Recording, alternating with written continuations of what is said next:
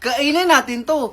Ay, bakit puro sili yan? Siyempre, madalas natin nakikita yung mga comment ng mga followers natin na kainin natin yung sili. Kaya ito na. Tara, let's go!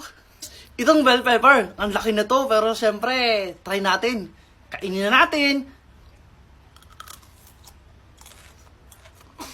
Ang anghang din niya. Pero hindi ganun siya, ah. Masarap. Next, pupunta na tayo sa paanghang ng paanghang. Itong siling sigang, kainin natin. Pero bago natin kainin to, don't forget to follow me and comment sa comment section. Next, kakain natin ulit, ha?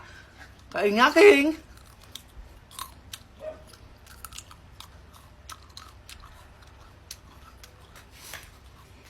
For the followers.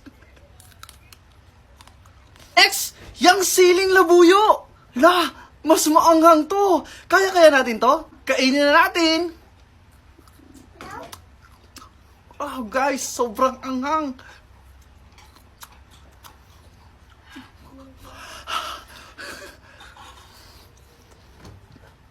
And last, ano kaya ang question mark na yan? Baka mas maanghang yan. Tara, let's go! Itong gatas, inumin na natin pang tanggal anghang. Ang anghang pa rin niya, guys. Don't forget, follow, comment, and share!